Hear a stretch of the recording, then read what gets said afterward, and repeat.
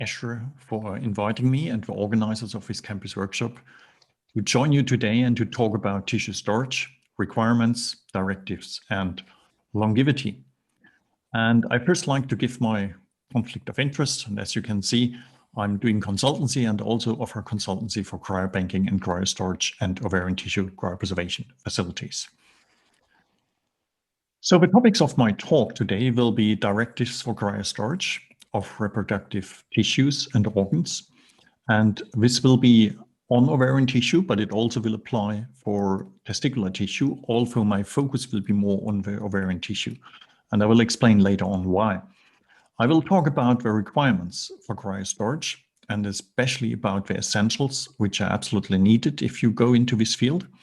And I'll talk at the end shortly about longevity of stored reproductive tissue and organs. So let's start with why do we actually need to talk about cryostorage?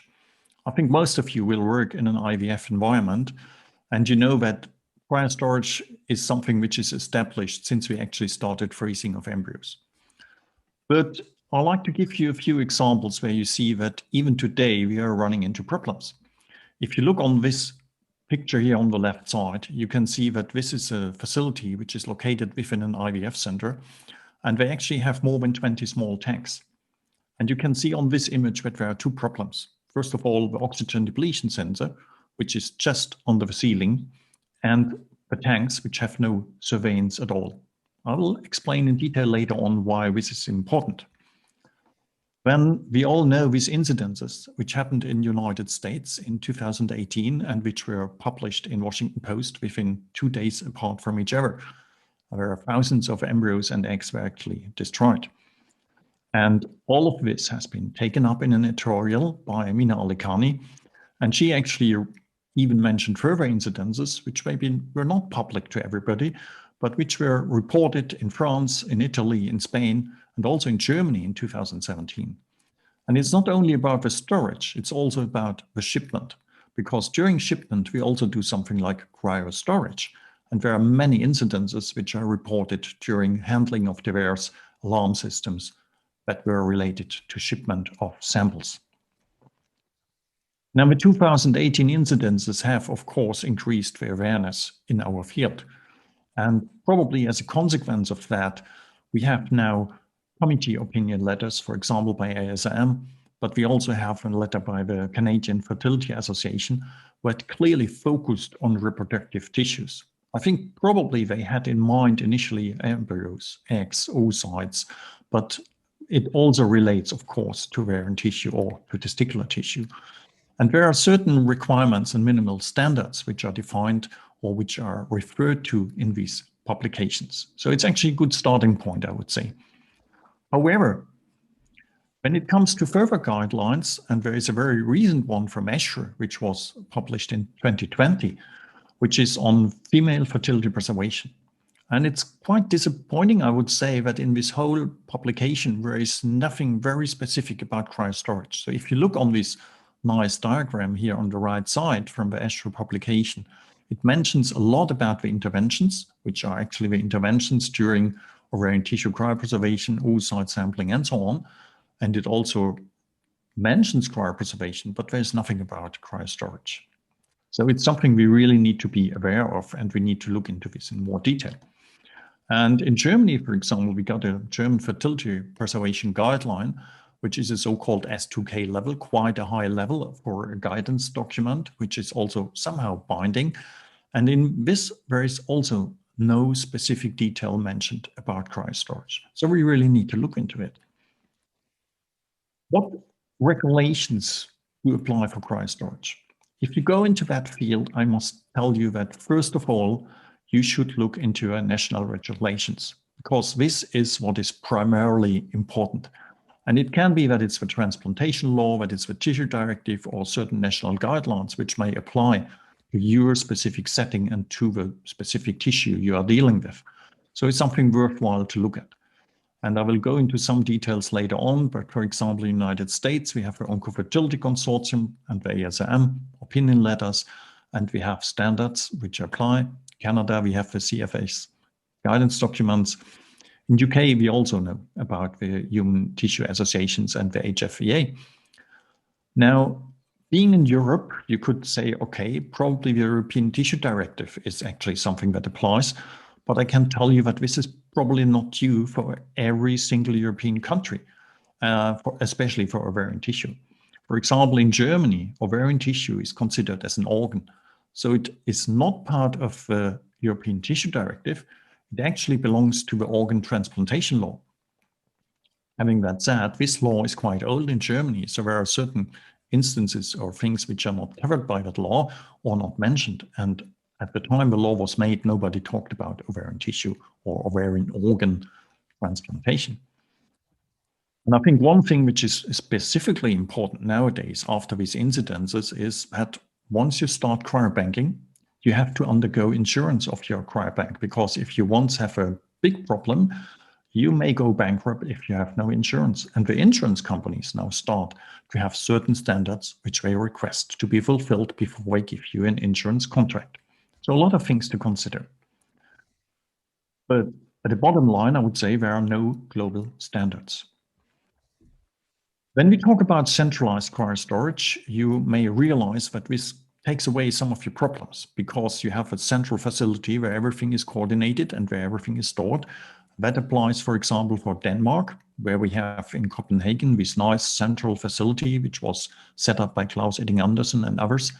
And actually, they offer centralized cryopreservation as well as cryostorage. In the United States, we have the Oncofertility Consortium, and most centers who join that consortium actually have agreed to a central storage place by Reprotec, which is a commercial company offering that. So they take all the cryostorage responsibilities, and they also try to get, of course, all the minimal standards fulfilled. And there are a few private centers in the United States where offer this. If you go to Switzerland or France or Italy or Spain, it's actually a completely different situation, because ovarian tissue cryopreservation and cryostorage is offered by a variety of centers, and that may even apply for other countries which I have not listed here. In UK, as I said already, it's the HFEA that requires that you have a license from HTA, the Human Tissue Association. And once you have that, actually, you can start and doing cryostorage of ovarian tissue. Now, move on to cryostorage itself. What are the things which come to our mind when we think about or beyond regulations, beyond regulatory aspects? I think most people have a few questions in mind, and maybe this what you see here are the most commonly ones, like how costly is it? Is it profitable? What do we use? Do we use small tanks? Do we use large tanks? What about storage in vapor or in liquid nitrogen? What about vitrified samples versus slow frozen samples? And I confess that all these questions are primarily important, but there are a lot of other things which are often overlooked or neglected. Let's start with those first. Now, the essentials of cryostorage is actually that you have a facility where you can do cryostorage. And there are certain safety requirements for that. For example, it should be not located in an earthquake region. I think quite logical, but overlooked sometimes. It should be not close to places where you can have a flooding, like by rivers that go over the bed, or like a region which can be hit by a tsunami. You should have no nuclear power point or power plant just around the corner, hopefully. You should have a camera surveillance of an entire area. You should be sure about your backup. For example, backup for power failure. You should have emergency power generators, and probably a very restricted entry. Not everybody should walk into there and be allowed to walk around. Let's go to the room for cryostorage. That's the place where you have your tanks located. You have seen this picture before, and an oxygen depletion sensor, which is mounted at that height, just under the ceiling, is actually quite a high risk. Not for the probes which are stored in there, but for the personnel. And I think personal safety is something which is maybe overlooked. It is an absolute must. If somebody walks in this room and the room is flooded by nitrogen, the person will be dead within a couple of seconds, because nitrogen vapor you can't smell, you can't see it. Actually, you will just stop breathing because you have no longer oxygen. So we have to have very specific and protected areas. We must have trained personnel and proper equipment also for handling the cryoprobes. We must have oxygen depletion sensors, which are not at the ceiling, but less than 4 feet or 120 centimeters apart from the bottom or above the floor. And probably it's good to have extract ventilation. Means that if nitrogen flows out, that it's actually taken out of a room by a ventilation system. There's a very nice paper I like to recommend that's published in 2019 by Kimball Pomeroy, and it actually dates back to an ASM talk which was given by Dawn Gelk, I think it was in 2018, and they actually tried to simulate cryostorage tank failure, and they published the data, and I think it's an excellent paper because it tells you a lot about the details which we sometimes overlook. So looking into this, what they did is they actually broke the insulation of the tank by simply drilling a small hole into the vacuum port. And then actually they started the countdown, put it that way. They used a small tank and they used a large tank, and they looked on how does the evaporations rates change after the vacuum loss. And you can see that in the small tank it went up to 40 liters per day. Even the large tank was 32 liters per day, which is quite high, or it seems high, but it's relatively lower than in a small tank. If you look on the critical temperature, how long it took to reach that, and we consider minus 130 degrees as a critical temperature for the cryo samples, because that's where ice crystallization can occur actually, and this was 8 hours in the small tank and close to 15 hours in the large tank. Then usually when you have a sensor in your tank, the sensor may give an alarm. Now in these tanks and how the sensors were put up commercially, actually the alarm was at minus 150 degrees centigrade. And what they found in the small tank is that the reaction time was only 1.1 hours. 1.1 hours to go to your facility, to look on what is the problem, to try to find another tank, a spare tank, to relocate the samples. Now imagine this happening on either a busy day where even by car it takes you a long time to go in and out, or if you don't have a spare tank. So it's actually quite a nightmare that can happen once you have this and it's not properly reported to you. So that's why we need to talk about alarm systems. And I told you here, there are no alarm systems in place in this example, but we need to consider an alarm system. If you have no alarm system, I always say it's like bungee jumping without a rope. Now, many people have tanks with one sensor, but from this report from Pomeroy, we know that one sensor may be not enough, unless you use weighting scales with a remote access, and that may actually help. But other than that, I would say double sensor technology is what we should go for. Either you have two sensors at different levels in your tank, or you have an internal sensor in the tank and an external, which looks at the temperature on the surface of the tank, because that's what changes first once the tank is broken. Of course, these alarm systems should have a kind of external call-out, either to a kind of centralized place or to your mobile phone or whatever, but make sure that it works and also test it quite occasionally in order to really have a kind of emergency scenario testing that you know it will work once we really have an emergency. We should have an early alarm trigger, which is quite low at minus 160 or minus 150, so that you still get enough time to react, to drive in, maybe even to organize a second personnel to help you, because it could be a nightmare if you need to do it all by yourself. And finally, you must have, of course, an operational spare tank available. If you need to start filling up such a tank for using the probes, then this could be actually already a too long time you need. So what are the other essentials for cryostorage? Tank maintenance is quite important. If you look on this image on the right side here, you can see what happens if you use tank over a decade and you don't do anything with it. You will get a lot of precipitation, bacteria, viruses, whatever. You will actually get dust, you get water inside, you get oxygen inside, and you will form this kind of ice block at the bottom of the tank. That's not very nice, and it will actually help to make your tank less safe in that sense. So there are certain requirements like regular inspection of damage, of course, adequate filling. And it's also your storage practice a little bit. You should try to avoid this kind of contaminations. And you should also try to stay with your cryo storage below minus 132 degrees. I don't know whether you ever opened such a tank and you had to empty it totally. And if you then look on the last 5 liters that come out of a tank, it's a nightmare. It looks clearly like you're having a lot of waste in there. And that's something you won't see, you won't like to see, and you won't even experience. So from cryo storage, it's not only the storage when the samples are in there, it's also a lot of handling, because you have to place in other samples, you have to take out samples, you have to relocate things, you have to take out boxes. Be really considerate what you do, because this is the highest risk for wrong placement, for losing a sample, or even for getting temperature rises. Now, I mentioned shortly in the beginning vitrification versus slow freezing. I guess for testicular tissue as well as for ovarian tissue, we know that the standard seems to be slow freezing.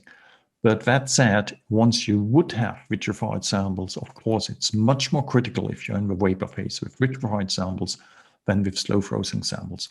Still, a temperature rise can happen quite early or quite undetected if you do this handling, and that may damage your samples.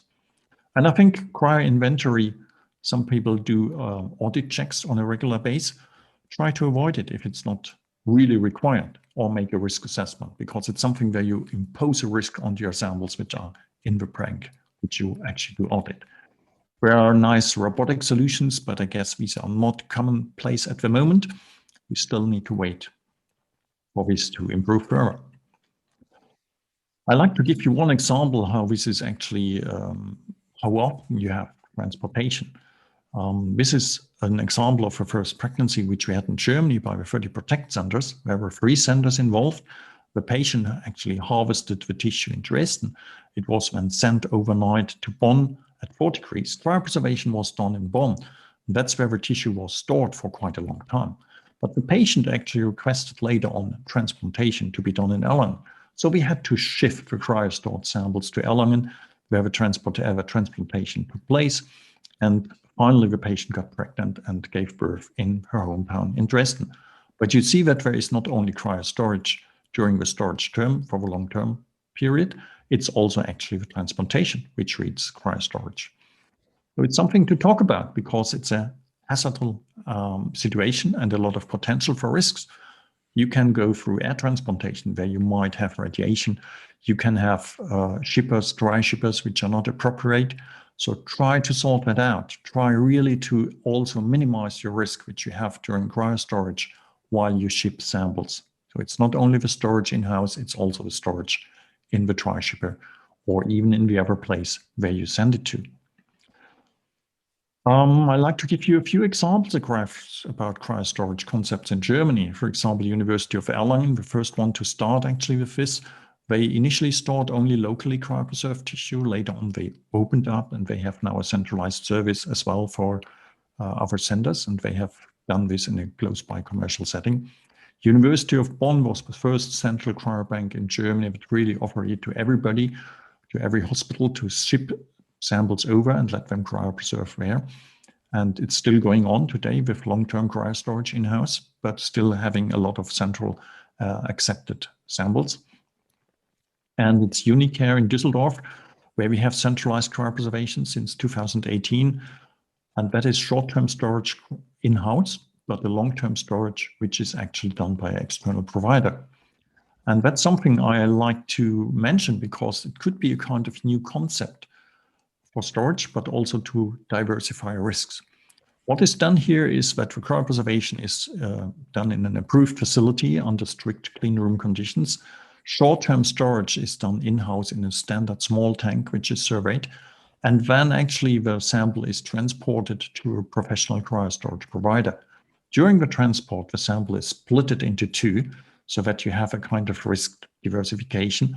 And also later on when it's stored in 2 different tanks so that you really minimize the risk of a cryo storage for this patient in case something goes wrong. When we talk about the last aspect, longevity of cryo-varying tissue, you can see for the data in Germany that we have an increasing number of ovarian tissue cryopreservation per year, close to 400 cases now, meanwhile. And the number of transplantations is also rising, but it's rising at a much lower scale.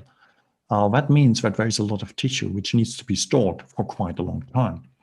Our registry actually has this data, and we know that in Germany, actually only 6.4% of the tissue at the moment has been used by patients, or 6.4% of the patients have used their tissue for transplantation.